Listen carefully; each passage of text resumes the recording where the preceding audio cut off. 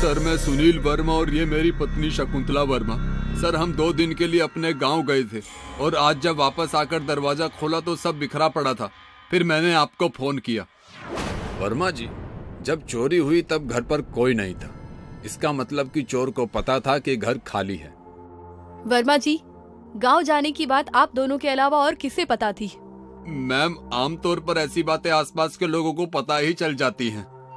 ठीक है, हम अपना काम करते हैं, फिर बात करते हैं।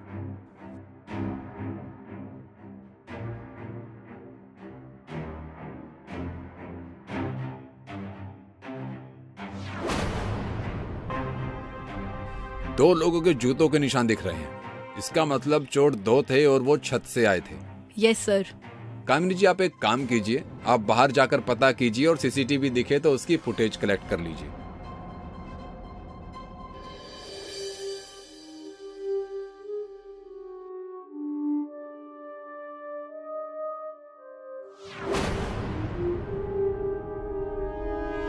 यहाँ तो कहीं भी सीसीटीवी नहीं है। अब चोर कैसे पकड़ में आएंगे?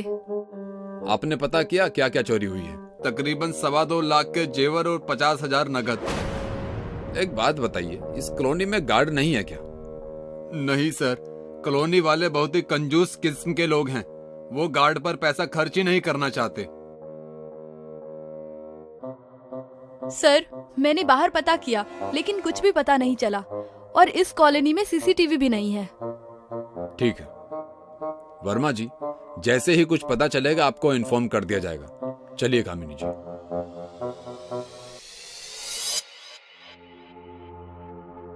सर, उस चोर का कुछ पता नहीं चल रहा और कॉलोनी के लोगों का शूज प्रिंट भी लिया है, पर किसी का भी शूज प्रिंट मैच नहीं हुआ। मतलब चोर कॉलोनी का नहीं, कहीं बाहर का है। सर, अब क्या करेंगे उस चोर को पकड़ने के लिए? कुछ नहीं, बस इंतजार करेंगे अगली चोरी का। हेलो, ओके, हम आ रहे हैं। कामिनी जी, चलिए, इंतजार की घड़ी खत्म हुई। कमल कॉलोनी से राकेश शर्मा का फोन था, उनके घर में भी चोरी हुई है।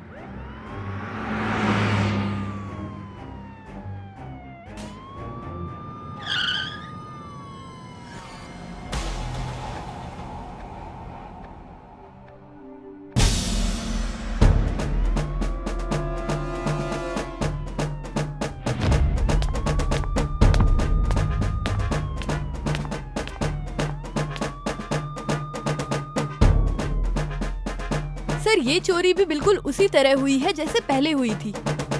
यहाँ भी सिर्फ 2 ही लोगों के शूज प्रिंट हैं। राइट कामिनी जी, चोर यहाँ भी छत से ही आए हैं। कामिनी जी, आप एक बार बाहर जाकर भी पता कीजिए, देखिए अगर वहाँ से कुछ क्लू मिलता है तो। शर्मा जी, चोरी के वक्त आप लोग कहाँ थे? सर, मेरी वाइफ अंजलि के दोस्त की शादी थी। हम सब कल दोपहर में ही वहाँ चले गए थे और आपको फोन करने से 10 मिनट पहले ही वापस लौटे थे। मतलब चोर को पता था आप लोग रात में नहीं आने वाले हैं। वैसे आप लोगों को किसी पर शक है या फिर कोई ऐसा जो आप लोगों के जाने पर नजर रखे हुए था? सर, हम इतने हड़बड़ी में थे कि कौन क्या कर रहा है इस पर ध्यान ही नहीं गया।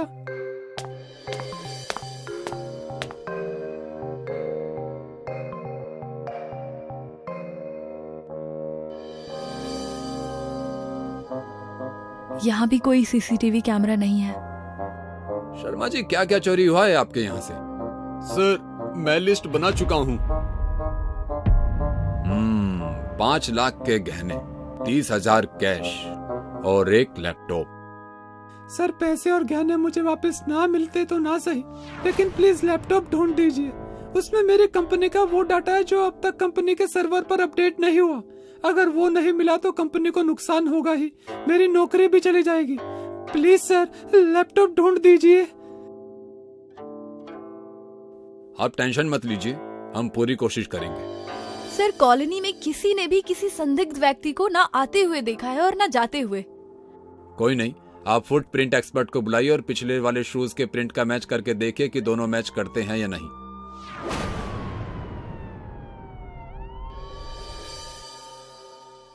सर, वारदात की जगह से मिले हुए फुटप्रिंट मैच हो गए हैं।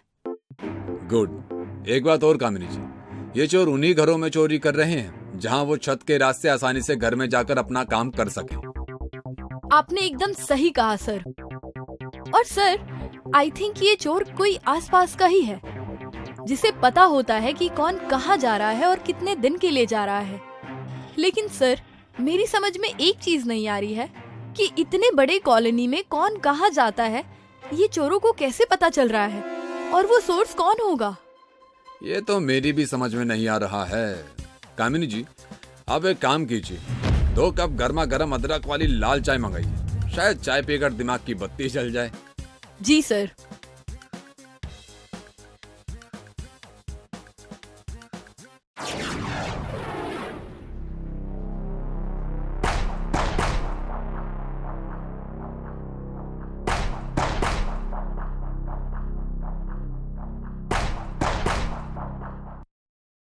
क्या सोच रहे हैं सर? कामिनी जी, वो चोर कहीं से पता नहीं करते, बल्कि जिनके जिनके घर चोरी हुई है वही लोग उस चोर को बताते हैं अपने बारे में कि वो कहाँ जा रहे हैं, क्या करने वाले हैं, और भी बहुत कुछ। लेकिन सर, वो खुद चोर को क्यों बताएंगे कि वो कहाँ जाते हैं? कोई अपने ही पैरों पर कुल्हाड़ी क्यों मारेगा सर? कामिनी जी, अब तक जितने भी घरों में चोरी हुई है उनके घर के किसी न किसी सदस्य ने अपने घर से कहाँ जा रहे हैं, क्या कर रहे हैं, यहाँ तक कि अपने घर के वीडियो तक बनाकर सोशल मीडिया पर अपलोड किया है। मतलब सर, इससे चोर क्या, हर किसी को उनके बारे में सब पता होगा। यस, इस सोशल मीडिया तो विभीषण है घर का। सर, आप ये कैसे कर लेते हैं? आपने तो चुटकियों में पता कर लिया। आप तो कमाल हैं। अपना तो ऐसा ही है। अरे भाग्यवान, कब से तैयार हो रही हो? मैं यहाँ तुम्हारे इंतजार में धूप में जल रहा हूँ। अरे ट्रेन छूट जाएगी तो कश्मीर घूमना रह जाएगा, जल्दी करो। कितना चिल्लाते हैं आप, ठीक से तैयार भी नहीं होने देते। 4 घंटे से तैयार हो रही हो, और कितना तैयार होना है तुम्हें? अब चलो। क्या चलो? पता है ना शहर में चोरियां कितनी बढ़ गई हैं। ऊपर से आपने जो घर की रखवाली के लिए WWF वाला गार्ड बुलवाया था, वो कहाँ है?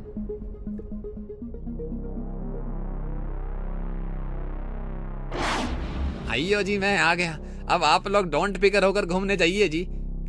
देखो, मेरी घर की सुरक्षा मैं तुम्हारे हवाले करके जा रहा हूँ 1 हफ्ते के लिए।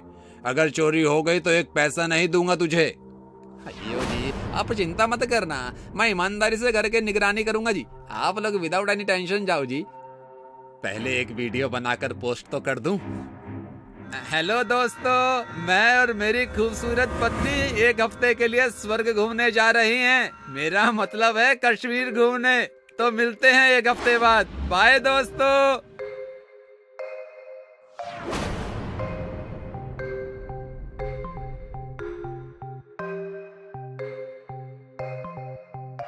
Hello, what? हम आता है, डोंट फिकर। हेलो मालिक जी, हमारी माँ गांव में बहुत बीमार पड़ गई है जी, इसलिए हमको अभी गांव जाना होगा जी। आई एम सॉरी जी।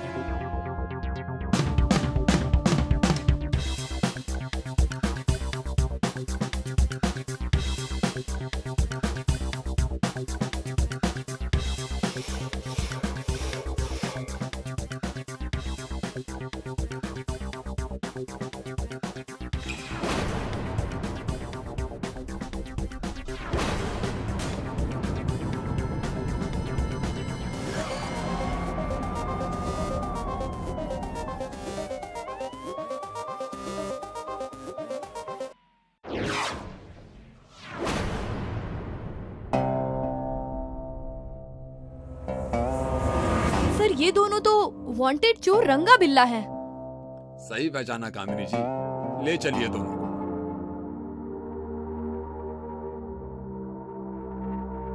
यार मेहुल, शर्मिला भाभी, आप दोनों को पूरी पुलिस टीम की ओर से thank you so much.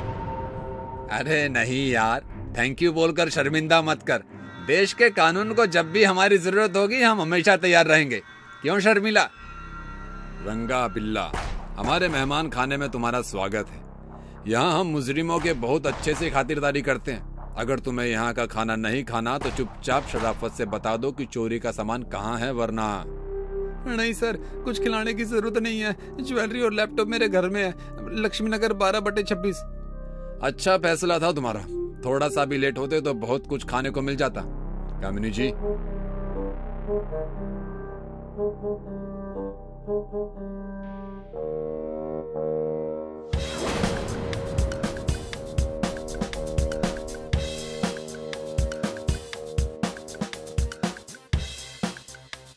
Thank you sir. हमने सपने में भी नहीं सोचा था कि चोरी हुई हमारी ज्वेलरी और पैसा दोनों मिल जाएंगे। ये लैपटॉप ढूंढकर आपने मेरी नौकरी बचा ली sir. Thank you so much. It's okay. अपराधी को पकड़ना ही मेरा काम है और राठौर मेरा नाम है। पुलिस स्टेशन में सुबह सुबह फोन की घंटी बजने लगी तो इंस्पेक्टर राठौर गुस्से में बोले, कोई है कि नहीं? फोन तो उठाओ। Yes sir.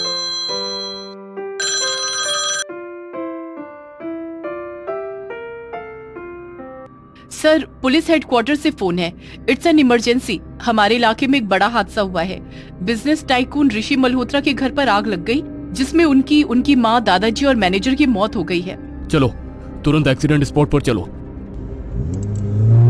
इंस्पेक्टर राठौर और कामिनी दोनों एक्सीडेंट स्पॉट पर पहुंचे तो वहां पर पहले से ही काफी भीड़ जमा थी। कई सारे रिपोर्टर खड़े थे। सर, आपको क्या लगता है, यह हादसा है या कोई साजिश? हमें अभी इन्वेस्टिगेशन तो करने दीजिए, फिर बताते हैं यह हादसा है या साजिश। इंस्पेक्टर राठौर घर के अंदर पहुंचे तो वहां पर सबसे पहले बड़े से हॉल में जले हुए 2 कंकाल थे जो आग के कारण केवल हड्डियों का ढांचा बनकर रह गए थे। दूसरे कमरे में 2 और हड्डियों के ढांचे और आसपास ढेर सारी राख रखी हुई थी। इन कंकाल को देखकर यह समझ में नहीं आ रहा है कि कौन सा किसका है। घर के बाहर और भीतर लगे हुए सीसीटीवी कैमरे की फुटेज चेक करो, शायद कोई क्लू मिल जाए। इंस्पेक्टर राठौर कामिनी से बात कर ही रहे थे कि तभी बाहर कुत्तों के तेज भौंकने की आवाज आने लगी। इस घर में कुत्ते भी हैं। कहा जाता है कोई बाहर का व्यक्ति घर में आए तो जानवरों को खबर लग जाती है। यदि यह साजिश थी तो कोई सचेत क्यों नहीं हुआ, या ये केवल एक हादसा था जो मानवीय भूल या किसी और कारण से हुआ हो। तभी वहां हवलदार आ जाता है। सर, पूरा सीसीटीवी फुटेज चेक कर लिया, कुछ भी हासिल नहीं हुआ। ना कोई घर से बाहर निकला और ना कोई घर के भीतर आया। मुझे तो लगता है शॉर्ट सर्किट के कारण हादसा हुआ होगा। बरखुरदार, इतनी जल्दी किसी नतीजे पर मत पहुंचो। सारी लाशों को, इन कंकालों को पोस्टमार्टम के लिए भेजो। बोलते हुए इंस्पेक्टर राठौर को जमीन पर कुछ चिपचिपा पदार्थ नजर आया। उन्होंने उसे अपने हाथों में लेकर सूंघा तो मुस्कुराते हुए बोले, बरखुरदार मैंने कहा था ना किसी नतीजे पर मत पहुंचो। यह हादसा नहीं बल्कि सोची समझी साजिश है। सर, आपको कैसे पता? ये देखिए, यहाँ पर शराब फैली हुई है और शराब पेट्रोल की तरह तुरंत आग पकड़ती है। किसी ने तो सभी को मारने के लिए यह कदम उठाया है। सर, आप तो कमाल हो, कैसे कर लेते हो आप ये सब? अपना तो ऐसे ही है कामिनी जी। इंस्पेक्टर राठौर केस फाइल को बड़े ही गौर से देख रहे थे। तभी कामिनी वहां आई और बोली, क्या हुआ सर? परेशान नजर आ रहे हो। सब ठीक? सब ठीक नहीं है कामिनी, ये केस बहुत उलझा हुआ है। सर, आपके लिए कोई भी चीज मुश्किल नहीं है। ये लीजिए चाय और अपने दिमाग के घोड़े दौड़ाइए। तब से दिमाग के घोड़े दौड़ा ही रहा हूँ, मगर घोड़े कहीं भी जाकर रुकने को तैयार नहीं है। तो क्या अभी तक आपको इस केस में कोई सस्पेक्ट नजर नहीं आ रहा है? सस्पेक्ट? 4 लोगों की मौत हुई है और आपस में सभी एक दूसरे से कहीं ना कहीं कनेक्ट है, मगर चारों के खून में कोई भी सबूत हाथ नहीं लगा है। तो ये लीजिए पोस्टमार्टम रिपोर्ट और शायद इसके बाद आपको पता चल जाए कातिल कौन है। राठौर पोस्टमार्टम रिपोर्ट को अपने हाथ में लेकर देखने लगता है, मगर वहां पर कोई क्लू नहीं था। तभी फॉरेंसिक एक्सपर्ट का एक नोट देखकर चौंक जाता है। रिपोर्ट में लिखा था कि ऋषि मल्होत्रा के मैनेजर को हड्डियों की टीबी थी, जिसके कारण वो केवल कुछ दिन का ही मेहमान था। कामिनी, ऋषि मल्होत्रा की बैंक डिटेल और ऑफिस की सारी फाइल्स मंगवाकर डीप स्टडी करो। हो सकता है उसकी मौत से किसी को फायदा हो। राठौर के कहने पर कामिनी वहां से चली जाती है। तभी ऋषि मल्होत्रा के पड़ोसी वहां पर आते हैं और बोले, सर, ऋषि मल्होत्रा के केस की इन्वेस्टिगेशन आप ही कर रहे हैं? कोई शक? नहीं सर, आपको कुछ बताना था। तो बताइए। सर, आप मुझे गलत मत समझिएगा, मगर मैं पुलिस के लफड़े में नहीं फंसना चाहता था, इसलिए अभी तक खामोश था। मगर मेरा जमीर मुझे धिक्कार रहा था, इसलिए मुझे यहाँ आना पड़ा। हादसे वाली रात ऋषि मल्होत्रा के घर से बहुत लड़ाई झगड़े की आवाज़ आ रही थी। ऋषि सर बालकनी में आकर किसी से फ़ोन पर गुस्से में बात कर रहे थे। उन्होंने कहा, चाहे कुछ भी हो जाए, पूरी जायदाद में गरीबों को दान दे दूंगा, मगर तुम्हें मेरी जायदाद में से 1 रुपया भी नहीं मिलेगा। तुमने मुझे धोखा दिया है। ऋषि सर के गुस्सा होने के थोड़ी देर बाद ही उनके घर से चीख पुकार की आवाज़ आने लगी और उनके घर में आग लग चुकी थी। सर, मुझे लगता है कहीं उनकी जायदाद के लिए तो उनकी हत्या नहीं की गई। आपके हिसाब से मल्होत्रा सर किसी से फोन पर बात कर रहे थे, मगर उनकी कॉल रिकॉर्ड के हिसाब से तो रात के 9 बजे के बाद उन्होंने किसी को फोन नहीं लगाया। मैं सच कह रहा हूँ सर, मैंने उन्हें बात करते हुए सुना था और पूरी बात मुझे इसलिए पता है क्योंकि उन्होंने बालकनी में आकर तेज आवाज में बात की थी। जी धन्यवाद, आपने पुलिस की मदद करने के बारे में सोचा। मैं वहां पर मौजूद दूसरे लोगों की कॉल रिकॉर्ड को चेक करता हूं। पड़ोसी के जाने के बाद इंस्पेक्टर कामिनी जी को बुलाकर मरे हुए सारे लोगों की कॉल डिटेल चेक करने को बोलते हैं। सर, वो हमने सभी की कॉल डिटेल चेक की थी। किसी के भी मोबाइल पर कोई शाम 6 बजे के बाद कॉल नहीं था और ना ही कोई ऐसी बातचीत या अननोन नंबर से कॉल हो जिस पर शक हो। मगर एक बात अजीब है, उस समय वहां पर 5 मोबाइल ट्रेस हो रहे थे। एक मोबाइल का कोई भी सिम या इंस्ट्रूमेंट नहीं मिला और उस हादसे के बाद से वो फोन बंद है। ऐसे कैसे हो सकता है? अभी पड़ोसी ने आकर कहा कि मिस्टर मल्होत्रा किसी से फोन पर बात कर रहे थे। कामिनी जी, कुछ तो मिसिंग है जो हमारी नजरों से दूर है। मल्होत्रा के मरने का सबसे ज्यादा फायदा किसे होता? मल्होत्रा सर की खुद की कोई औलाद नहीं थी। कुछ समय पहले बीवी भी कैंसर से मर चुकी है। उनके बाद पूरी जायदाद का कोई भी वारिस नहीं है। पर एक बात बहुत अजीब है कि सर के बैंक अकाउंट से हर महीने 1 लाख रुपए किसी अकाउंट में ट्रांसफर होते हैं जो किसका है वो ऑफिस में किसी को भी नहीं पता। उस अकाउंट की पूरी डिटेल निकालो। जी सर, मैंने पता किया। वो अकाउंट मिस्टर मल्होत्रा के मैनेजर का है। उनके अकाउंट की छानबीन की तो ये रकम ऐसे के ऐसे ही उनकी बहन के अकाउंट में ट्रांसफर हो जाती है। मैनेजर के अकाउंट में तो सैलरी ट्रांसफर की जाती है, फिर 1 लाख का क्या माजरा है? और ये मैनेजर रकम अपनी बहन के अकाउंट में क्यों ट्रांसफर कर देता है? ये मैनेजर के घर पर कौन कौन है पता करो। हमें कातिल का सुराग उन्हीं के घर से मिलेगा। शायद मुझे समझ में आ गया है कातिल कौन है। जो कोई भी मिले उसे लेकर यहाँ आ जाओ। जी सर। इंस्पेक्टर राठौर के कहने पर कामिनी जी हवलदार के साथ जाकर मिस्टर मल्होत्रा के मैनेजर की बहन और बेटे को गिरफ्तार कर पुलिस स्टेशन ले आई। आइए मिस शेना, मल्होत्रा से आपका क्या रिश्ता था? मल्होत्रा से मेरा रिश्ता? मल्होत्रा से मेरा कोई रिश्ता नहीं था। वो तो मेरे भाई के बॉस थे बस। बस? इससे ज्यादा कुछ नहीं? नहीं, और कुछ नहीं। फिर आपके अकाउंट में 1 लाख क्यों ट्रांसफर होते थे? कौन से 1 लाख रुपए? वो तो मेरे भैया देते थे मुझे खर्चे के लिए। कामिनी जी, उन्हें जरा पुलिस के डंडे का जोर बताइए ताकि ये सब सच बोले। कामिनी जी जैसे ही उन लोगों को डराने के लिए डंडा उठाती है, डर के मारे शीना सब सच सच बोलने लगती है। मिस्टर मल्होत्रा की कोई संतान नहीं थी, इसीलिए वो हमेशा परेशान रहते थे। एक बार वो मेरे भाई से इस बारे में बात कर रहे थे, तभी मेरी माँ की नानी में कपट आ गया और उन्होंने उनके खाने में नींद की दवाई मिला दी। श्री मल्होत्रा तो होश में ही नहीं थे। हम लोगों ने मिलकर उनके कपड़े उतारे और उन्हें मेरे कमरे में सुला दिया। सुबह जब उनकी नींद खुली तो मेरी माँ ने बहुत हंगामा किया और मिस्टर मल्होत्रा शर्म के कारण पानी पानी हो गए। उन्होंने मेरी माँ से हमेशा मेरी देखभाल करने का प्रॉमिस किया। उस वक्त मेरी भाभी प्रेग्नेंट थी। उन्होंने बेटे को जन्म दिया, जिससे मेरी माँ ने उनका बेटा कहकर उसकी परवरिश के लिए पैसे मांगने लगी। मिसेस मल्होत्रा की मौत के बाद मेरा भाई चाहता था कि मैं उसके बेटे को लेकर मिस्टर मल्होत्रा के घर में रहने लग जाऊं ताकि उनकी पूरी प्रॉपर्टी हमें मिल जाए, मगर मैं इस बात पर राजी नहीं थी। इसलिए धोखे से उन्होंने मिस्टर मल्होत्रा से सारी प्रॉपर्टी अपने बेटे के नाम पर करवा दी और उस रात वो ऑफिस से ही उनके साथ उनके घर चले गए थे। डॉक्टर के हिसाब से भाई की बीमारी बहुत बढ़ चुकी थी और वो केवल 1 महीना ही जिंदा रह सकते थे। इसीलिए उन्होंने सोचा मेरा मरना तय है तो क्यों ना अपने साथ सबको लेकर मर जाऊं।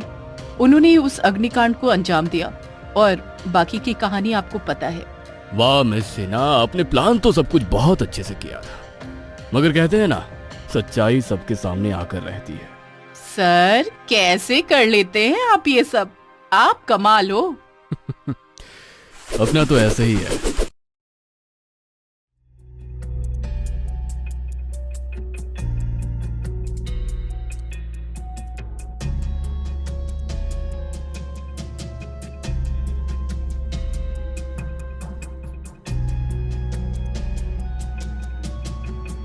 कभी सोचा भी नहीं था कि बाबूजी की इतनी दर्दनाक मौत होगी। इतना कहा कि अंकल की उम्र हो गई है, गाड़ी मत चलाया कीजिए, लेकिन बेकार की बातें मत सोचिए भैया। अगर ये नॉर्मल एक्सीडेंट होता तो इंस्पेक्टर इतनी इंक्वायरी नहीं करता। थोड़ा सब्र कीजिए। इंस्पेक्टर, आपने इंस्पेक्शन कर लिया है? इज इट नॉर्मल एक्सीडेंट या कुछ गड़बड़ है?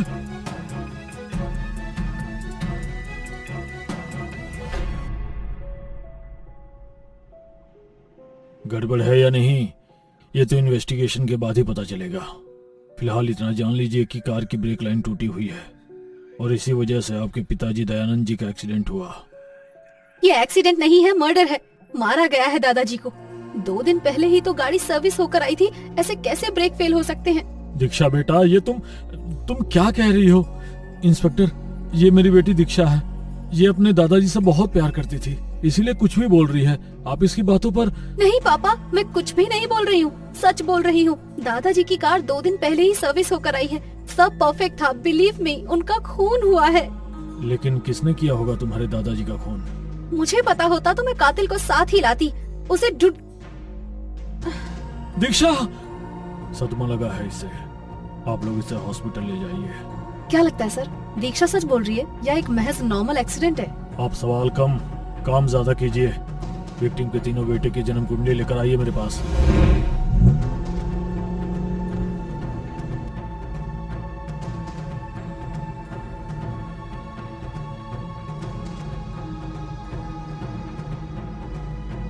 क्या पता चला? सर वो तो बता देती हूँ, लेकिन मुझे जानना है कि आपने एक्सीडेंट स्पॉट पर मुझसे इतना रूडली बात क्यों किया? आप तो ऐसे कभी नहीं करते। वहाँ मुझे प्रेशर लग गया था कामिनी जी। अगर तुम्हारे सवाल का जवाब देने रुकता तो मामला खराब हो जाता। पैंट गीली और पीली दोनों हो जाती, इसलिए छोटी बात करके निकल गया। अब जल्दी बताओ, क्या कहती है सबकी जन्म कुंडली? जी सर, दयानंद जी का कपड़ों का कारोबार है, लेकिन बढ़ती उम्र की वजह से 2-3 सालों से अपने धंधे पर ध्यान नहीं दे पा रहे थे, तो उनके बेटों ने धंधे की पूरी जिम्मेदारी अपने कंधों पर ले ली। ऐसा होते ही सब कुछ गड़बड़ हो गया। रतन, सुरेश और मेहुल धंधे को बराबर संभाल नहीं पा रहे थे। वो दूसरा धंधा करना चाहते थे, लेकिन दयानंद जी ने इसकी परमिशन नहीं दी। बेटों के फोर्स करने पर दयानंद जी ने उन्हें अपने बिजनेस और जायदाद से बेदखल करने की धमकी भी दे दी थी, जिससे तीनों बच्चे गुस्से में थे। मोटिव है सर। राइट, लेकिन मुद्दा यह है कि तीनों ने मिलकर अपने बाप को मारा है या किसी एक ने मौका देखकर चौका मारा है।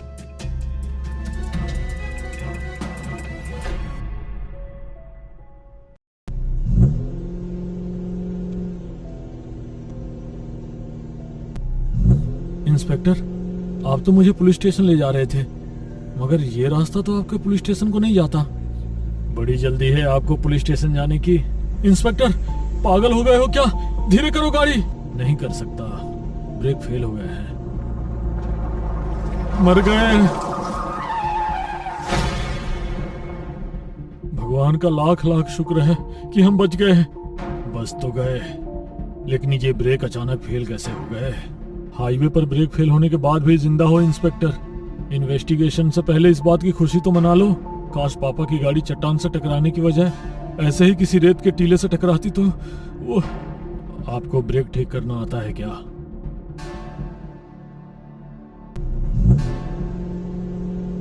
इंस्पेक्टर साहब, थोड़ा आराम से चलिए।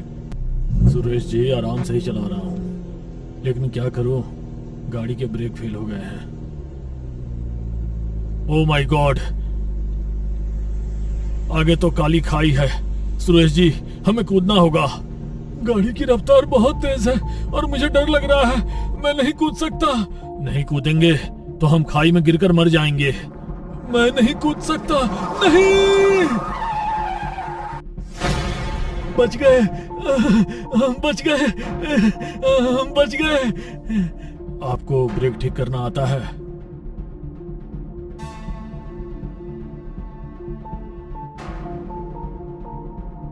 क्या हुआ सर, ब्रेक फेल के नाटक ने कुछ काम किया? आप बहुत सवाल करने लगी हैं कामिनी जी, काम किया कीजिए। सर, बाथरूम में साबुन नहीं है, मेरे ड्रॉअर से लिक्विड सोप ले जाइए। Thank you.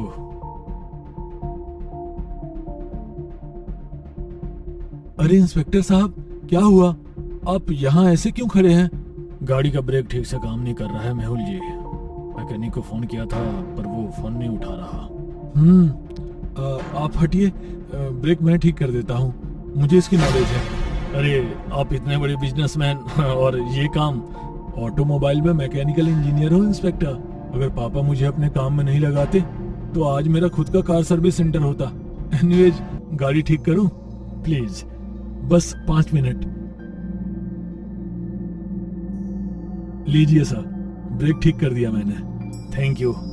आपको तो सच में गाड़ी के बारे में बहुत कुछ पता है, इसलिए आपने अपने पिताजी की गाड़ी, जो कि 2 दिन पहले ही सर्विस हो कराई थी, उसके ब्रेक्स इतनी सफाई से फेल कर दिए। आपको फर्दर इन्वेस्टिगेशन के लिए पुलिस स्टेशन चलना होगा मिस्टर मेहुल। आप हमारे प्राइम सस्पेक्ट हैं। आई नो तुमने ही अपने पिता का कत्ल किया है। इसे जितनी जल्दी एक्सेप्ट कर लोगे उतने सुखी रहोगे। आपको पता है कि पापा ने मुझे ऑटोमोबाइल सर्विस सेंटर क्यों नहीं खोलने दिया? क्योंकि उन्हें लगता था कि मैं अपने दोनों बड़े भाइयों में सबसे ज्यादा काबिल हूँ और उनका बिजनेस आगे बढ़ा सकता हूँ। मैं वही कर रहा था, लेकिन दोनों बड़े भाइयों के जिद भरे डिसीजन से बिजनेस को चौपट कर रहे थे। इस बात को लेकर पिताजी का रतन भैया और सुरेश भैया से बहुत झगड़ा हुआ था। आप उनसे पूछिए ना, लेकिन मुझे उन्होंने कुछ नहीं कहा। जितना प्यार वो मुझसे करते थे उतना ही मैं भी उनसे करता था। कामिनी जी, रतन और सुरेश को जल्दी बुलाइए, नहीं आए तो उठा कर ले आइए, लेकिन वो मुझे अभी पुलिस स्टेशन में चाहिए। मैं भी तो देखूं कौन सी ऐसी राक्षस औलाद है जिसने अपने ही पिता का खून किया है। जी सर, जी। आप भाइयों को क्यों बुला रहे हैं? उनके और पिताजी के बीच हुए झगड़े का राज खोलने के लिए। दादाजी, क्यों चले गए आप? आपकी बहुत याद आ रही है दादाजी। बेबी, दादाजी के खून में किसे पकड़ा गया? पुलिस इन्वेस्टिगेशन कर रही है, कुछ पता चलेगा तो बताऊंगी। अरे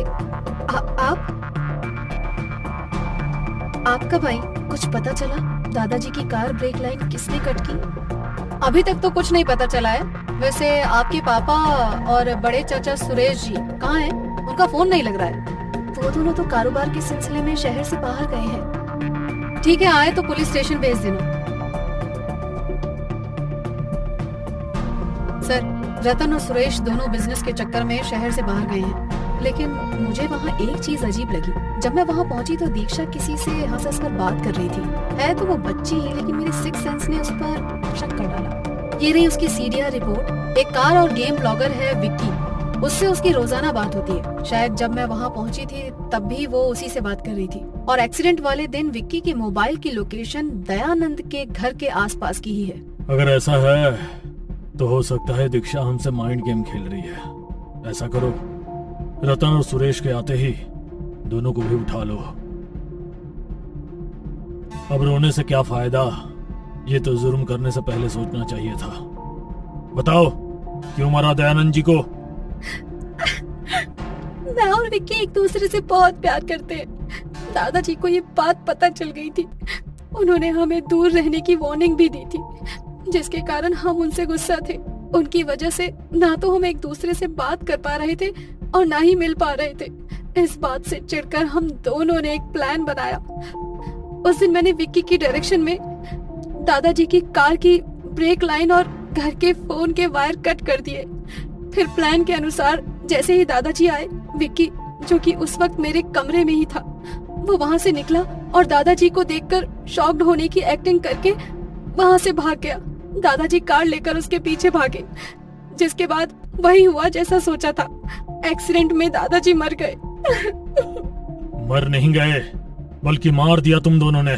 इंस्पेक्टर साहब, लगता है हमारी ही परवरिश में कोई कमी रह गई थी, जो मेरी बेटी ने ऐसा कुकर्म किया।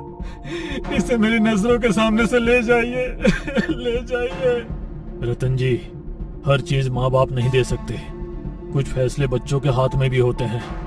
आपकी बेटी गलत ट्रैक पर अपनी चॉइस से गई है, इसमें आपकी कोई गलती नहीं है। नेहा और विजय की नई नई शादी हुई है। दोनों बिस्तर पर आराम से सो रहे थे। सुबह होते ही नेहा जाग गई और उसने बड़े प्यार से विजय को जगाया। गुड मॉर्निंग बेबी, चलो अब उठो और जल्दी से तैयार हो जाओ। तुम्हें मेरे साथ शॉपिंग के लिए भी आना है। मुझे घर के लिए सामान खरीदना है। Very good morning baby. क्या तुम भी बोरिंग सी बात कर रही हो? हमारी नई नई शादी हुई है, तुम घूमने फिरने की बजाय ये घर के कामों में लग गई। घर के कामों के लिए तो पूरी जिंदगी पड़ी है। अब बहाने मत बनाओ, चलो जल्दी से तैयार हो जाओ। विजय अपने बिस्तर से उठा और वॉशरूम गया और ब्रश करने लगा। ब्रश करते करते उसके सीने में जोर से दर्द होने लगा और वो जमीन पर गिर गया। नेहा, नेहा, नेहा! विजय की आवाज सुनते ही नेहा दौड़ती हुई विजय के पास आई। विजय, विजय, क्या हुआ तुम्हें? विजय, मैं डॉक्टर को कॉल करती हूँ। नेहा ने घबराते हुए डॉक्टर को कॉल किया। डॉक्टर, मैं नेहा जैन बात कर रही हूँ। विजय की तबीयत अचानक बहुत बिगड़ गई है, आप प्लीज जल्दी से घर आ जाइए। थोड़ी ही देर में डॉक्टर विजय के घर पहुंचे, लेकिन तब तक बहुत देर हो चुकी थी। विजय की डेथ हो चुकी थी और नेहा उसके बगल में बैठकर रो रही थी। डॉक्टर ने पुलिस स्टेशन में कॉल किया। मैं डॉक्टर चौधरी बात कर रहा हूँ, आप प्लीज डिवाइन हाउस में आ सकते हैं? एक इमरजेंसी है, यहाँ अभी अभी मिस्टर विजय की मौत हुई है। ओके, हम 15 मिनट में पहुंच रहे हैं। इंस्पेक्टर राठौर और कामिनी जल्दी से विजय के घर पहुंचे। क्या हुआ था इन्हें? पता नहीं सर, अचानक से इनके सीने में दर्द होने लगा। मैंने डॉक्टर को भी कॉल किया था, लेकिन तब तक बहुत देर हो चुकी थी। विजय की डेड बॉडी को हॉस्पिटल ले जाया गया पोस्टमार्टम के लिए। विजय की डेथ के बाद नेहा बहुत अपसेट रहने लगी। विजय की पोस्टमार्टम रिपोर्ट में लिखा था कि उसकी मौत हार्ट अटैक की वजह से हुई है। एक दिन जब नेहा चाय पी रही थी तो उसकी नजर न्यूज़पेपर पर पड़ी। आज पेपर में बिजनेसमैन रंजन की न्यूज दिखाई दी, जो करोड़ों का मालिक था और एक पेंटिंग का एग्जीबिशन अटेंड करने के लिए वो मुंबई शहर में आने वाला था। न्यूज पढ़कर नेहा ने एक हल्की सी स्माइल दी और 2 दिन बाद नेहा उसी पेंटिंग के एग्जीबिशन में गई जहां रंजन आने वाला था। थोड़ी देर बाद रंजन भी वहां आ गया। रंजन पेंटिंग को देख रहा था। वाह, what a beautiful painting. Ranjan painting देख ही रहा था कि उसकी नजर नेहा पर पड़ी। नेहा एक टेबल के पास चेयर पर बैठी थी। नेहा को देखकर रंजन उसे देखता ही रह गया। थोड़ी देर बाद रंजन नेहा के पास गया। हेलो ब्यूटीफुल, क्या मैं यहाँ बैठ सकता हूँ? नेहा ने सिर हिलाते हुए हाँ बोला। रंजन नेहा से बात करने की कोशिश कर रहा था, लेकिन नेहा ज्यादा कुछ बोल नहीं रही थी। थोड़ी देर बाद नेहा विजय की आंखों से ओझल हो गई। रंजन एग्जीबिशन खत्म करके अपनी गाड़ी से वापस जा ही रहा था कि अचानक गाड़ी के सामने नेहा आ गई और गिर गई। रंजन ने गाड़ी से बाहर आकर देखा तो वो नेहा थी। नेहा जो बेहोश पड़ी थी। रंजन को कुछ समझ में नहीं आ रहा था, इसीलिए वो नेहा को अपने घर ले आया। अगली सुबह जब नेहा की आंख खुली तो वो नई जगह पर थी। वो बेड से उठकर बाहर जाने ही वाली थी कि तभी रंजन वहां कॉफी लेकर आया। Good morning beautiful. तुम यहाँ? और मैं कहाँ हूँ? और मैं यहाँ कैसे आई? तुम ये क्या कर रहे हो? और ये कौन सी जगह है? अरे धीरे धीरे, इतने सारे सवालों के जवाब देते देते तो कॉफी ठंडी हो जाएगी। रंजन और नेहा ने कॉफी पी और रंजन नेहा को छोड़ने के लिए उसके घर गया। ऐसे ही रंजन और नेहा में दोस्ती बढ़ने लगी। धीरे धीरे रंजन को नेहा पसंद आने लगी। वो दोस्ती के नाम पर उसे महंगे महंगे गिफ्ट देने लगा। धीरे धीरे दोनों को एक दूसरे से प्यार होने लगा। एक दिन जब रंजन नेहा के घर आया था और नेहा से बात कर रहा था, तभी वहां चित्रा आ गई। चित्रा विजय की सगी बहन थी जो अमेरिका में थी। विजय की मौत के बाद वो नेहा से मिलने आई थी। उसके बाद रंजन वहां से चला गया। नेहा और चित्रा विजय को याद करके रोने लगे। अगले दिन रंजन फिर से नेहा को मिलने आया, लेकिन उसने देखा कि चित्रा पेंटिंग कर रही है। रंजन चित्रा के पास गया और उससे बात करने लगा। आपको पेंटिंग आती है? आपको पेंटिंग करना पसंद है? हाँ, मुझे पेंटिंग बहुत पसंद है और इसी सिलसिले में मैं अमेरिका गई थी। विजय भैया की इच्छा थी कि मैं एक फेमस आर्टिस्ट बनूं। चित्रा जी, आप तो बहुत खूबसूरत पेंटिंग बनाती हैं। इन पेंटिंग्स को तो एग्जीबिशन में होना चाहिए। चित्रा और रंजन बात कर ही रहे थे कि नेहा वहां पर आ गई। दोनों को बात करते देख नेहा गुस्से में आग बबूला होने लगी।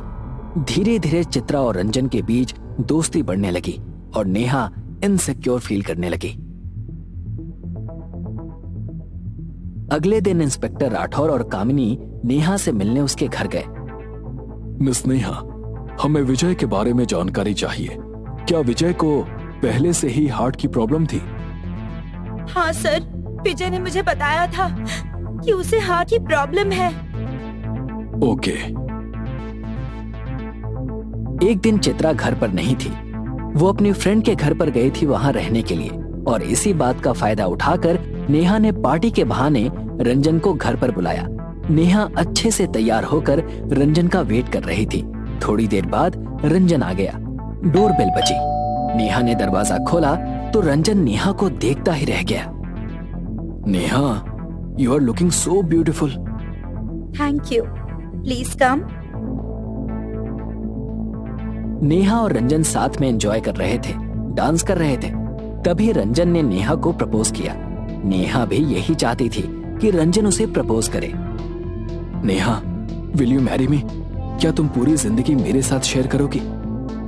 रंजन, तुम तो सब कुछ जानते हो मेरे बारे में। मेरे पति विजय की 2 महीने पहले ही मौत हुई है और मैं उनके गम से अब तक बाहर नहीं आई हूँ।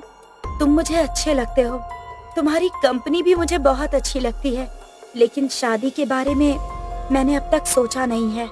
मुझे थोड़ा वक्त चाहिए। मैं समझ सकता हूँ नेहा, तुम्हें जितना वक्त चाहिए तुम ले लो। मैं इंतजार करूंगा तुम्हारे जवाब का। अगले दिन जब चित्रा घर लौटी तो नेहा ने ये बात चित्रा को बताई कि रंजन उससे शादी करना चाहता है। चित्रा ने नेहा से थोड़ी देर बात की, उसके बाद वो अपने कमरे में चली गई। अगले दिन नेहा ने चित्रा और रंजन को बात करने के लिए बुलाया और उन्हें ड्रिंक ऑफर की। ड्रिंक पीते ही चित्रा और रंजन को नींद आने लगी। ये क्या हो रहा है? भाभी, मुझे चक्कर आ रहे हैं।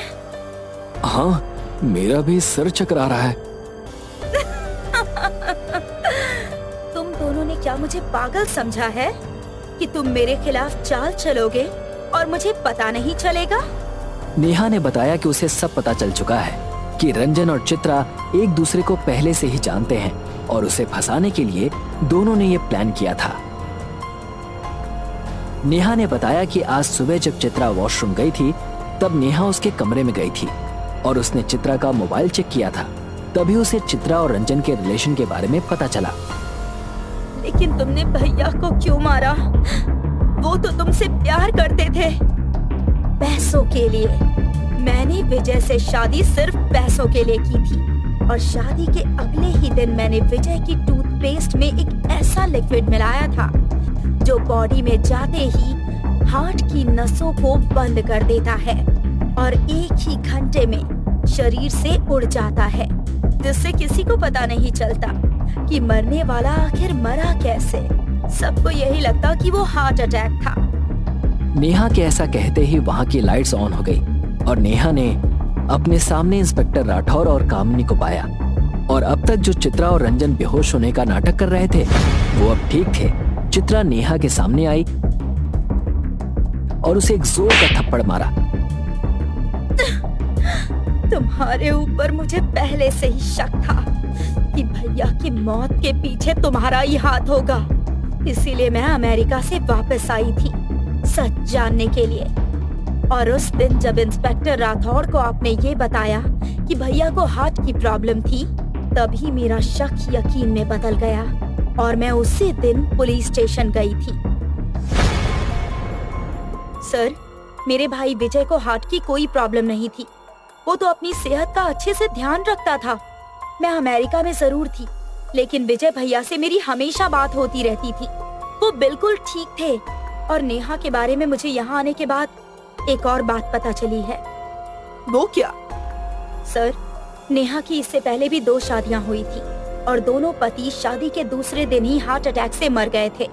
अब ये इत्तेफाक तो नहीं हो सकता ना सर? ये नेहा बहुत चालाक है, इसके साथ भी हमें चालाकी से पेश आना होगा।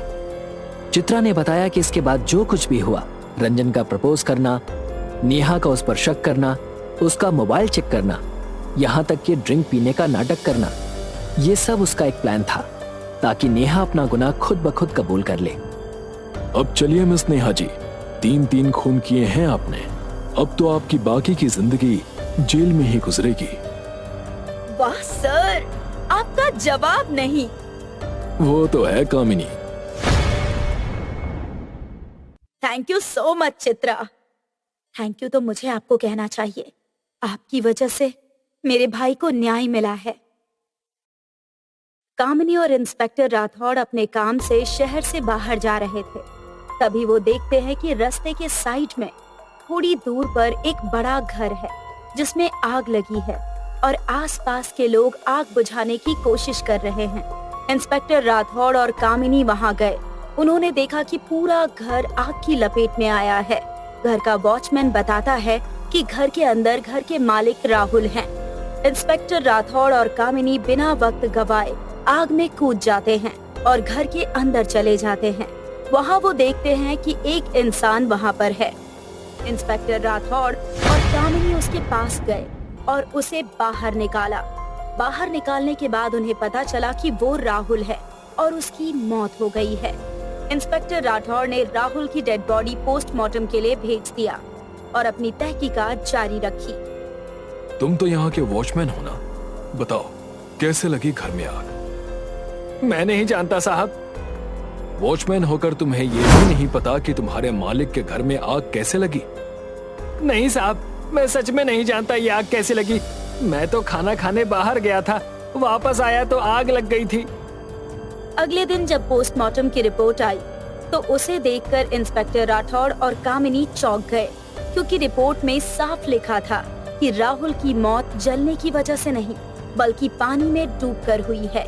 ये देखकर इंस्पेक्टर राठौड़ और कामिनी उलझन में पड़ गए। ये कैसे हो सकता है सर? हमने खुद राहुल को आग से बाहर निकाला था, तो वो वहाँ पानी में डूब के कैसे मरा? उसके फेफड़ों में पानी कैसे मिला? सिर्फ पानी नहीं कामिनी, लो क्लोरीन वाला पानी। मतलब सर? मतलब ये कामिनी की राहुल के फेफड़ों में जो पानी मिला है उसमें क्लोरीन की मात्रा बहुत कम है। इंस्पेक्टर राठौड़ ने हवलदार लालू पटेल को कम क्लोरीन वाले पानी का इस्तेमाल कहाँ होता है ये पता करने को कहा। थोड़ी देर बाद लालू पटेल इंस्पेक्टर राठौड़ के पास आया। सर, आपने जैसा बताया था हमने जानकारी निकाली है। कम क्लोरीन वाला पानी ज्यादातर वाटर पार्क या स्विमिंग पूल में यूज होता है। वाटर पार्क और स्विमिंग पूल? सर, लेकिन राहुल के घर में या घर के आसपास कोई भी स्विमिंग पूल या वाटर पार्क नहीं है। यही तो मिस्ट्री है कामिनी, कि आखिर पानी में मौत हुई तो हुई कैसे? सर जी, राहुल तो स्पोर्ट क्लब का मेंबर था ना, शायद वहाँ से कोई सबूत मिले। इंस्पेक्टर राठौड़, कामिनी और लालू पटेल राहुल के स्पोर्ट्स क्लब गए। वहाँ उन्होंने क्लब के रिसेप्शनिस्ट से बात की। रिसेप्शनिस्ट ने बताया कि कुछ दिन पहले अंकित सर और राहुल सर के बीच में झगड़ा हुआ था। झगड़ा? किस बात पर झगड़ा हुआ था? सर, 2 हफ्ते बाद एक नेशनल टूर्नामेंट होने वाली थी। अंकित सर चाहते थे कि वो उस टूर्नामेंट की टीम को लीड करे, लेकिन कमेटी ने राहुल सर को चुना था। बस इसी बात पर दोनों का झगड़ा हुआ था। तभी लालू पटेल को क्लब के स्विमिंग पूल के पास एक छोटा सा खून का धब्बा मिला। उसने कामिनी और इंस्पेक्टर राठौड़ को बताया। इंस्पेक्टर राठौड़ ने लालू पटेल को खून और क्लब के स्विमिंग पूल के पानी का सैंपल लेकर लैब में टेस्ट करने के लिए भेजा। रिसेप्शनिस्ट की बात सुनने के बाद इंस्पेक्टर राठौड़ और कामिनी अंकित के घर पहुंचे। जी मैं बिल्कुल ठीक हूँ सर, लेकिन आप यहाँ, बात क्या है सर? आपके दोस्त मिस्टर राहुल की डेथ हो गई है, आपको तो पता ही होगा।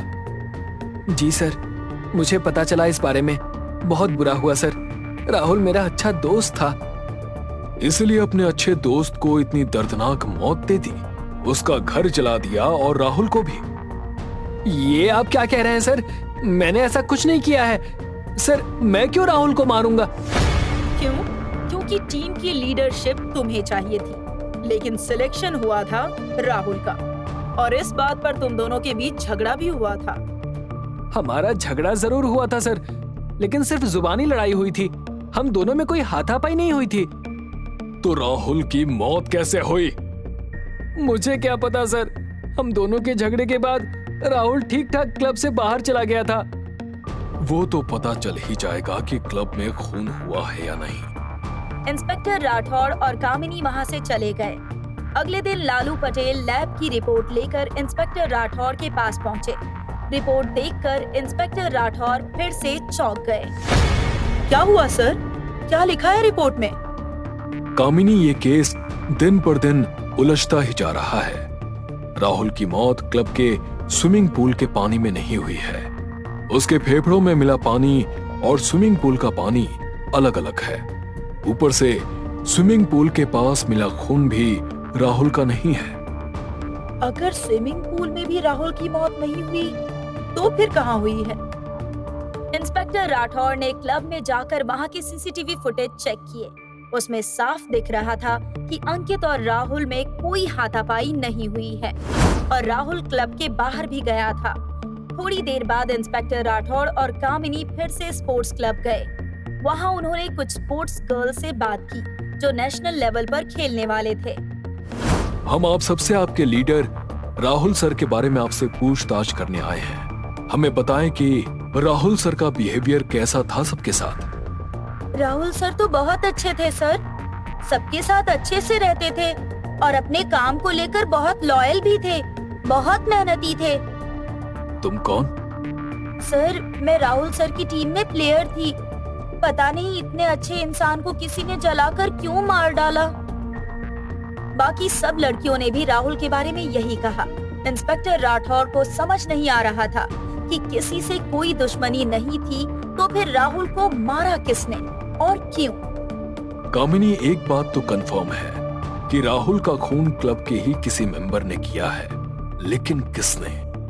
सर, मुझे लगता है हमें क्लब के सारे मेंबर्स की इंफॉर्मेशन निकालनी चाहिए। शायद पास्ट में कुछ छुपा हो। राइट कामिनी। लेकिन सर, हम ये सब पता कैसे लगाएंगे?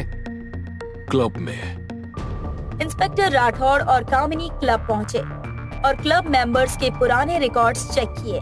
तभी इंस्पेक्टर राठौर को एक senior citizen member mister Nand Kumar की फाइल मिली, जिन्होंने हाल ही में क्लब मेंबरशिप क्लोज किया था। राठौर ने रिसेप्शन पर जाकर नंद कुमार जी के बारे में इंफॉर्मेशन निकाली। वहां उन्हें पता चला कि नंद कुमार जी इस क्लब के बहुत पुराने मेंबर थे और वो आज भी क्लब के प्लेयर्स और सारे कमेटी मेंबर्स के कांटेक्ट में हैं। लेकिन कुछ दिन पहले राहुल सर कॉल पर नंद कुमार जी से झगड़ा कर रहे थे। नंद कुमार जी, आपके दिन गए।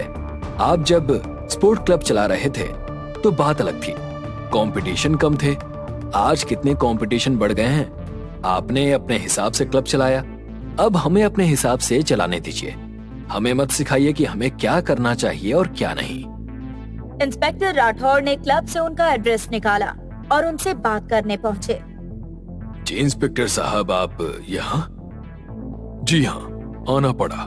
राहुल के बारे में तो आपको पता ही होगा। जी हाँ, पता चला। बहुत अच्छा लड़का था राहुल। अच्छा था तो आपका उससे झगड़ा क्यों हुआ था? जी, मेरा कोई झगड़ा नहीं हुआ था राहुल के साथ। अच्छा, अब झूठ बोलकर कोई फायदा नहीं है। हमें सब पता है आपका फोन पर झगड़ा हुआ था। छुपाने से सच नहीं छुपता। जी, मैं सच कह रहा हूँ, हमारा फोन पर झगड़ा हुआ था, लेकिन इतना नहीं कि मैं राहुल का खून कर दूं। मैं तो बूढ़ा हो गया हूँ, ठीक से चल भी नहीं पाता। किसी का खून क्या करूंगा। इंस्पेक्टर राठौर वहाँ से चले गए और अगले ही दिन वो नंद कुमार जी के पास पहुँचे और उन्हें अरेस्ट कर लिया। सर, आपने मुझे क्यों पकड़ा है? मैंने कुछ नहीं किया है। अच्छा, कुछ नहीं किया? तभी सामने उन्होंने प्रीति को देखा। प्रीति को देखकर नंद कुमार जी समझ गए कि पुलिस को सब सच पता चल गया है। हाँ, ये सच है कि राहुल सर को मैंने ही मारा है और ये बात नंद कुमार सर भी जानते थे। लेकिन तुमने ऐसा क्यों किया? क्योंकि राहुल लीडर के नाम पर एक धब्बा था। प्रीति ने बताया कि राहुल दूर से आई हुई गरीब घर की लड़कियों का फायदा उठाता था। जो लड़कियां क्लब की फीस नहीं भर पाती थी, वो उनसे अपने घर के सारे काम करवाता था। कपड़े धोना, झाड़ू पोछा करना, जैसे कि हम प्लेयर्स की कोई इज्जत ही ना हो। और ये बात जब नंद कुमार जी को पता चली तो उन्होंने इन सब का विरोध किया। जी हाँ, फोन पर मेरी बहस इसी बात पर हुई थी कि मैं राहुल को समझा रहा था कि वो जो भी कर रहा है वो गलत है, लेकिन उसने मेरी एक नहीं सुनी। गुस्से में एक दिन जब मैं उसके घर गई और उसका सच सामने लाने की धमकी दी तो वो नशे में था। उसने मुझे मारने की कोशिश की। हम दोनों में हाथापाई भी हुई और मैंने उसका सिर पकड़कर फिश टैंक में डुबोया, जिससे उसकी मौत हो गई। किसी को मुझ पर शक न हो इसीलिए मैंने घर में आग लगा दी। लेकिन सर, आपको प्रीति पर शक कैसे हुआ? कामिनी, मैंने नंद कुमार और बाकी सभी के नंबर्स को ट्रैक किया था और उन रिकॉर्ड्स के मुताबिक कल शाम को प्रीति ने नंद कुमार जी को कॉल किया था। तुम घबराओ मत प्रीति, किसी को कुछ पता नहीं चलेगा कि राहुल को तुमने मारा है। तो बस मिल गया खूनी और सबूत। वाह सर, आपका जवाब नहीं। अपना तो ऐसा ही है कामिनी।